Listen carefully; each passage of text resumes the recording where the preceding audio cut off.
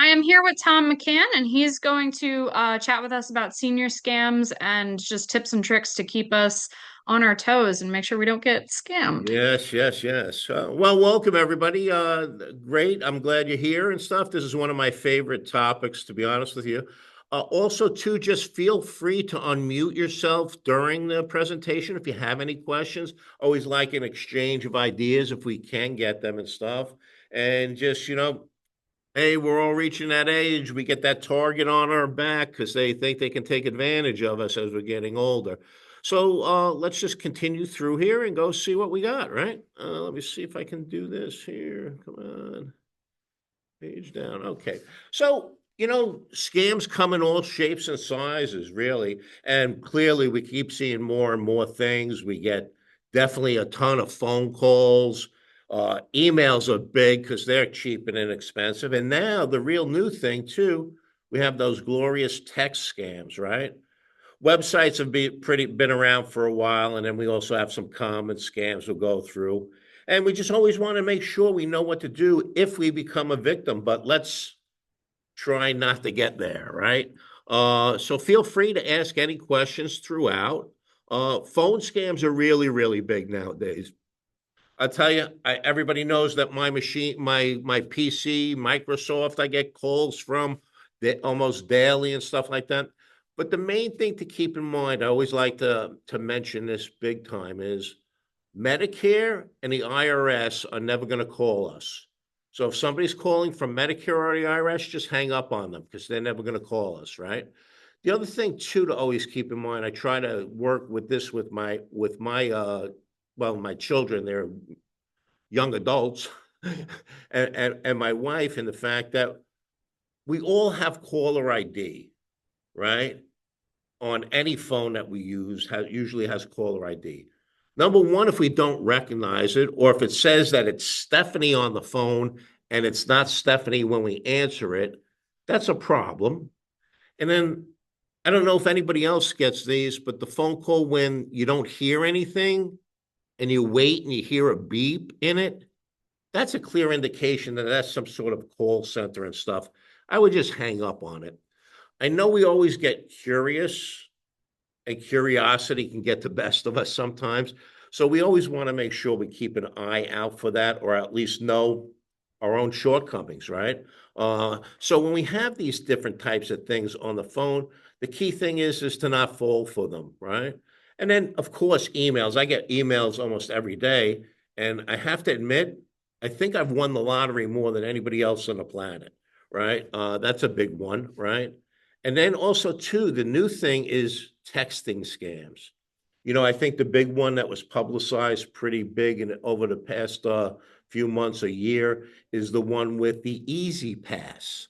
Your Easy Pass account is overdue, or something along those lines, or you have this bill. So the biggest thing for me is, well, in all honesty, we usually can't even tell where the phone call is coming from because they do that spoofing. We definitely can't tell most of the time where the email's coming from. If we highlight it, though, we can kind of see. But nobody knows who that phone number is when they're texting. So the main things that I always like to highlight: don't click on anything, right? Don't click ever. Don't click respond or do any of that stuff. Uh, those things are really key, right? And these are always big things too. If people begin to ask for personal identification information from us, I think one time I had a phone call too. Oh, I just need you to reconfirm your information. Well, if you were the company that was calling, don't you already have it? Right? So that's really key. And you don't want to be giving out your social security number to anybody. You don't want to worry about charities and stuff like that. You know what? If you want to donate to charities, donate on your own, right? But find a reputable place. The other thing too, there's always all of these different messages come with giving away something, limited time. There's a sense of urgency for us. It's so that they capture us. Or, the other thing too, oh, you got bill payment overdue, or you just charged something. Uh, when we look at those types of things, oh, your bill's overdue. I want to make sure that everybody's aware of having alerts set up on their financial bank accounts and things like that. Nowadays, we all have these silly things called smartphones or whatever. We get information all the time, right? So make sure that we do set up those alerts. I always set up an alert on all my accounts if something was charged for more than $25 or something like that for your credit cards. You know what? Oh, Tom, I don't want to get all these emails. It's better to get an email and know you can ignore it than find out that we have a problem further down the road, right? Uh, and here too, if something sounds too good to be true, what did your mother always say? It's too good to be true, right? So we want to make sure that we're aware of all these things. You know what? We grow up and we're taught to be nice and kind and charitable. And oh my God, we can't have a late bill, right? We don't want that to happen. So they put all these different things in there to entice us or have us do a call to action. So that's really the big thing. So we want to be worried about these free product trials, cash prizes, debt reduction, and investments. Do we really need that free product? Is that something that we're really interested in? Uh, you know, Automated sales calls from unauthorized companies, that's really big. I know we can set up that do not call list on our phones. I'm not sure how well it works, but if you haven't done it already, it can't hurt, right? Anybody who's asking for payments over the phone is pretty crazy too. And we'll see some examples later on that I see too, but like or asking for us in some weird form of payment like Zelle, Venmo, gift cards, or cash cards, or Visa cards, or something like that. That's all pretty crazy too. And then also too, just purchasing different gift cards. Funny thing happened to me yesterday. I was actually getting some gift cards for gifts this during this season, and actually the person at the checkout was asking me, well, how many gift cards do you have? What are they for? Because sometimes people wind up getting taken, and sometimes there's other levels of protection in our society, but we really shouldn't rely on those as our final stopgap and stuff. So it's really, really important that we're aware of that. Any questions so far? Feel free to unmute yourself if you do, right?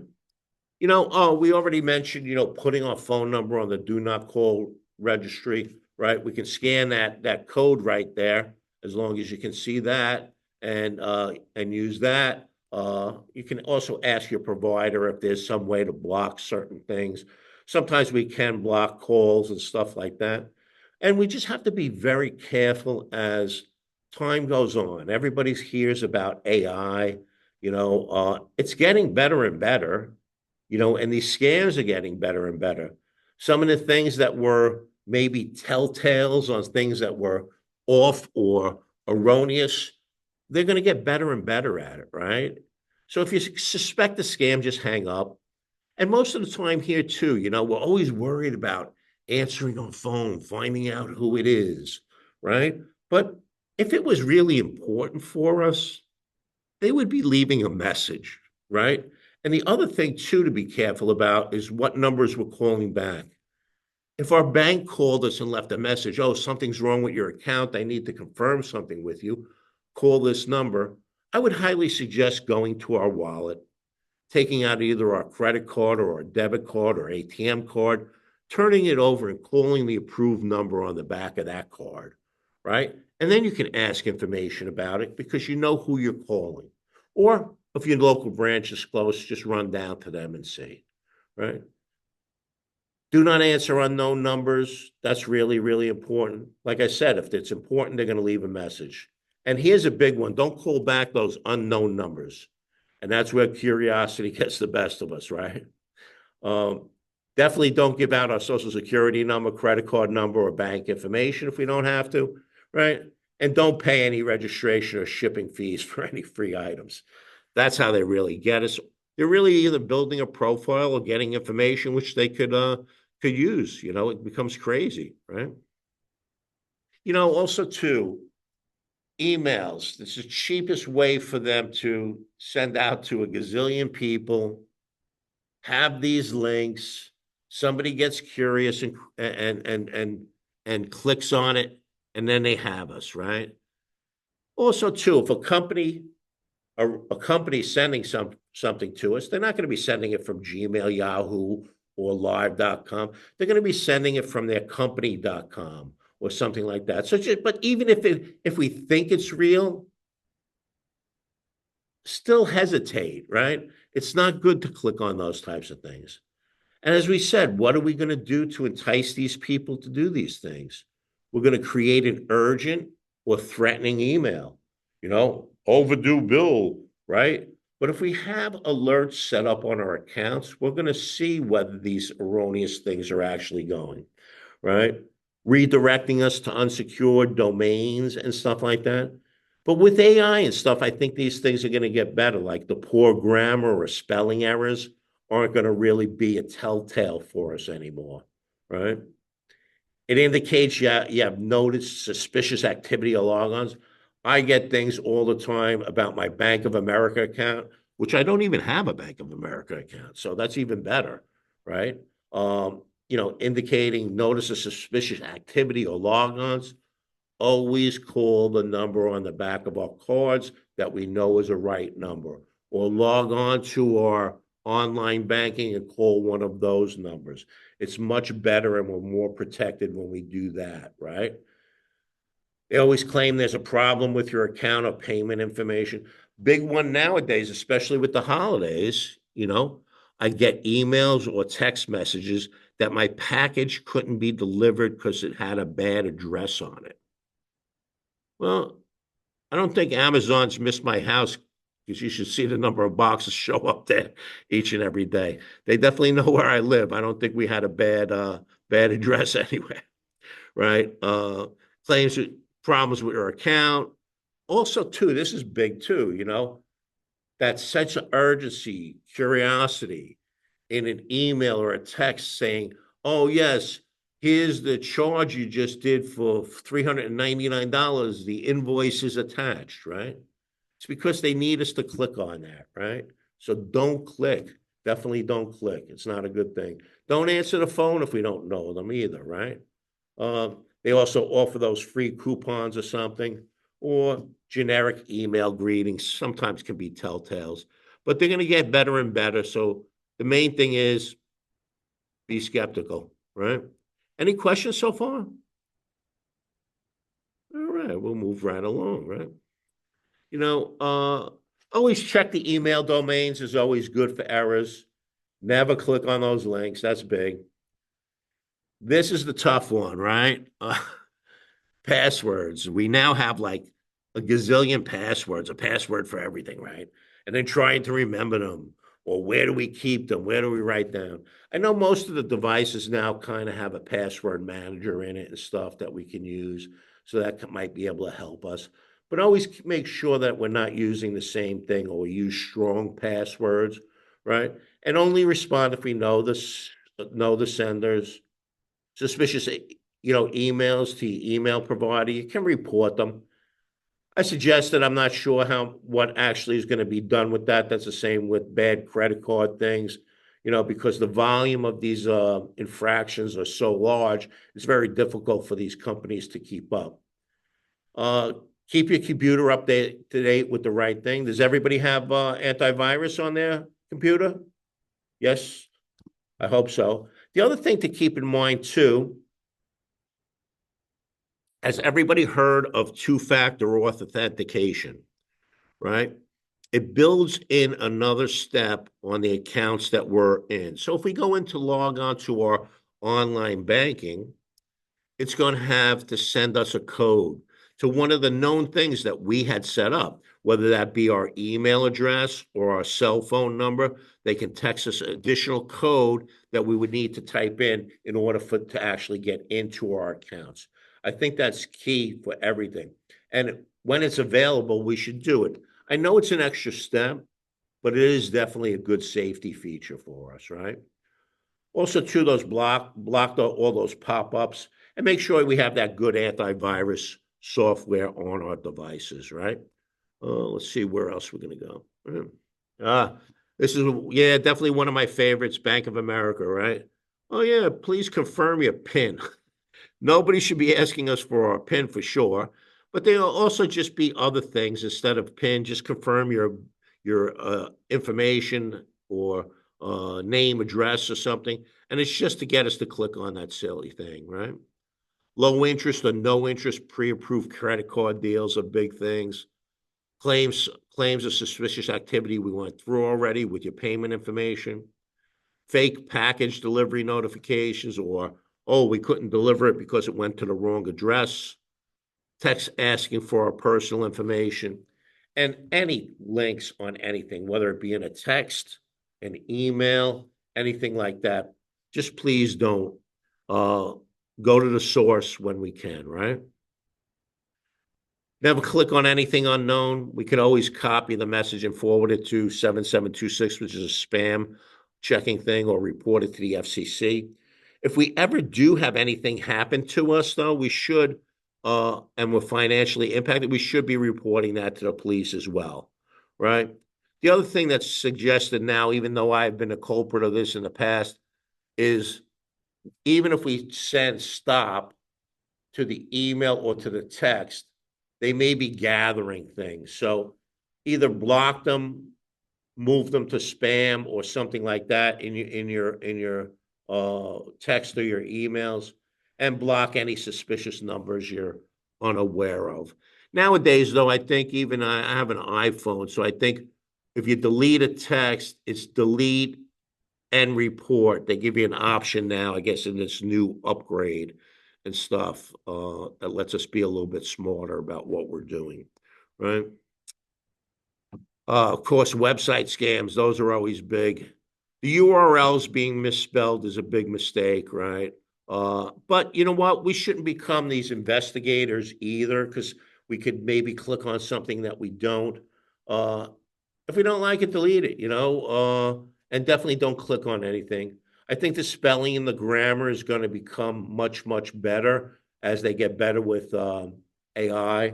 Sometimes poor quality and design might be a highlight too, and websites not on that HTTPS / those protected or more secure websites. Those are key things as well, right? So here's just an example, right? Check the website. Also has a social media presence, maybe on LinkedIn, Instagram, or Facebook, but things will get better with that. But take a look even up here at this ggshooter.com. Well, that's definitely not going to be a UPS address, right? Um, Also, too, limited time, right? They want that sense of urgency for us. Uh, they using logos that look familiar to us. They're telling us, congratulations.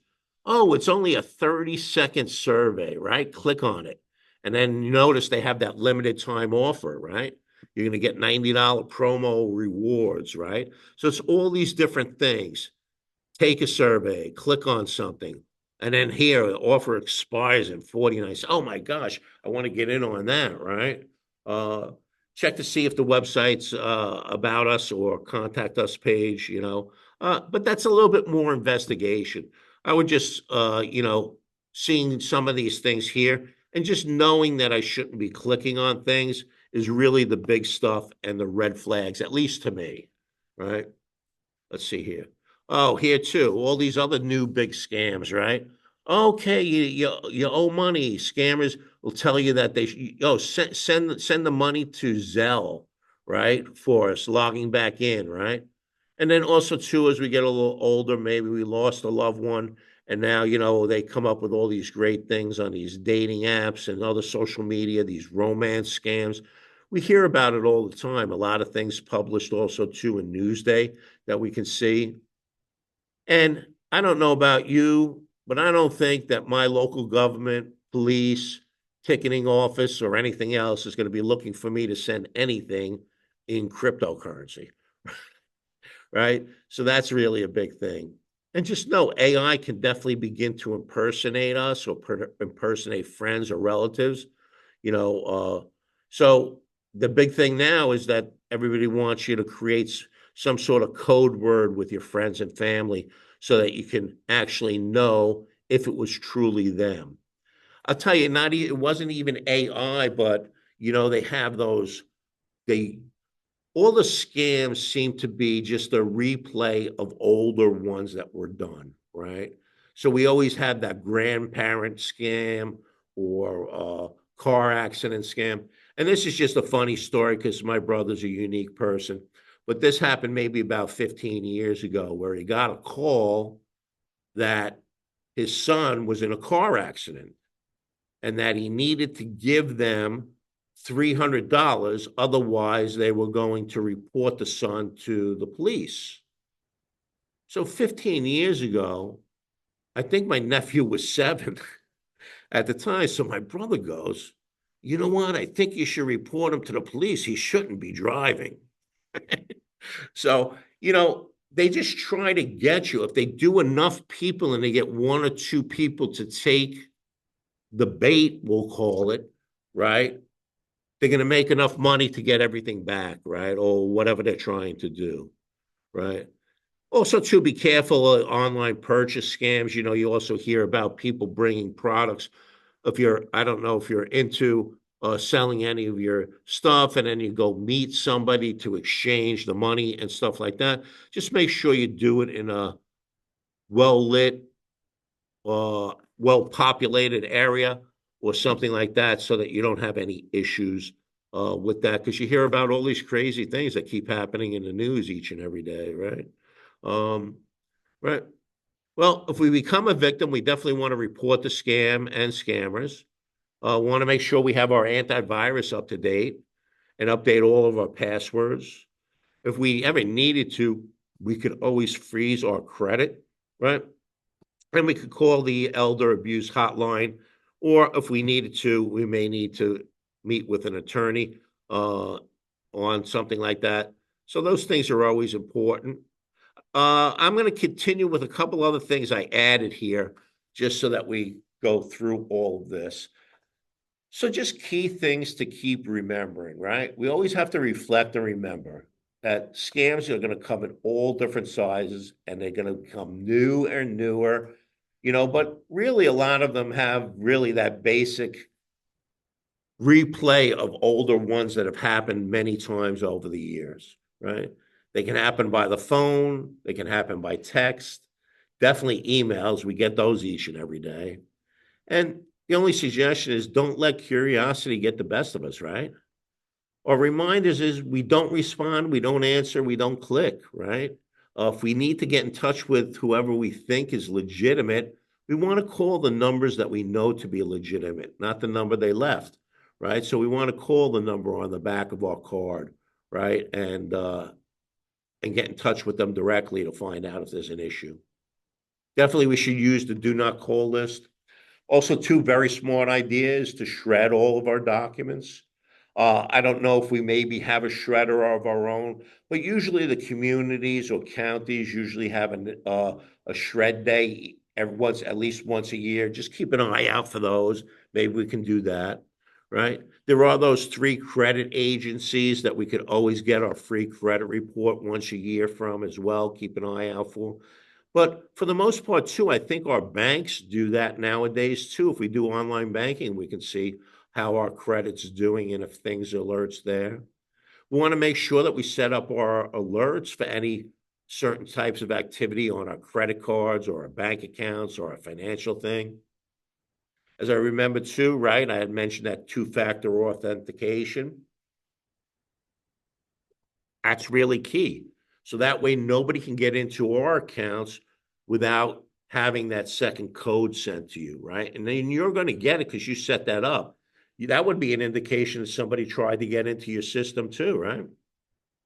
Email phishing, links, false billing attachments. These are all red signs that we should be worried about. You also have to wonder, how did they get our phone number, right? I'm on a do not call list, right? So why are you calling me? I don't do any business with you, right?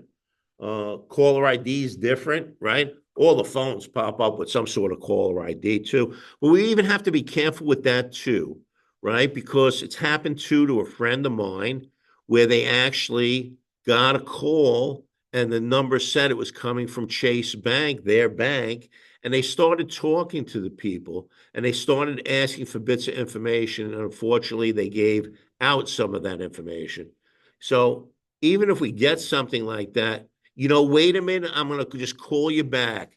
Hang up and call that number on the back of your card. That way, you're talking directly to them and say, hey, I just got a phone call. I'm sorry. I didn't know. They said there was some activity, suspicious activity on my account. Can you look at that? Right? It's much better that we go through that than we get a big surprise that somebody stole some information on us. Right? And once again, the IRS and Medicare are not going to call us directly. Right? And those red flags, those things we have to start to worry about, that sense of urgency, asking for money. The deal sounds too good to be true, right? They begin to ask for personal information. I'm not sure how much of this goes on the island where you guys are, but out by me, every once in a while, we get door to door salesmen. I'm not sure the last time Encyclopedia Britannica came to my door, but I didn't ask them to come, so I don't know what they're trying to sell. So I would be a little bit suspect. Maybe it's legit, maybe it's not. But if I needed something, I would look up and try to find somebody that's reputable and stuff like that, that doesn't need to go door to door, right? And then just these are some examples, some crazy stuff that happens all the time. And these things I could get every single day, There's investment scams, right? Oh, you get up to 30% Federal Trade Commission. The most lucrative scams was online investment fraud, right? It has huge losses in that. And then here's all these great emails. If you can see at the top, it came from WF Customer Care. I'm assuming that's Wells Fargo because it sounds like a bank, but look at the name under it.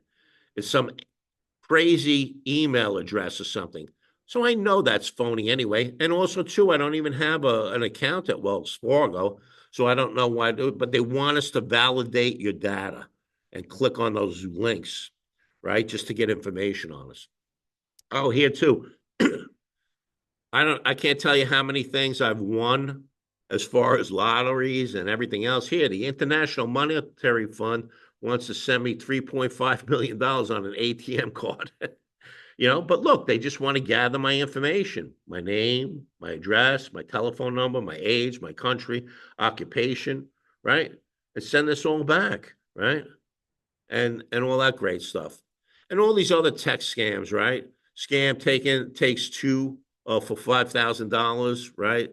Download an app on their phone and then wire the money to Nassau County Police. Will the Nassau County Police ever ask us to wire money? Absolutely not, right?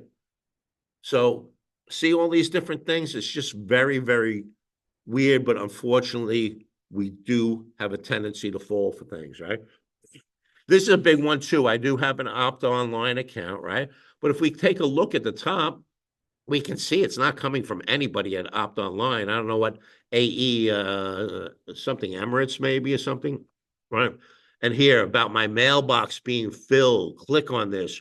Review the message. This message was quarantined. It didn't get out. Oh my gosh, I'm worried. Oh, I sent an email and they didn't get to the person I was trying to send it. It's all crazy stuff, but they're trying to get that sense of urgency, make us click, and all that great stuff.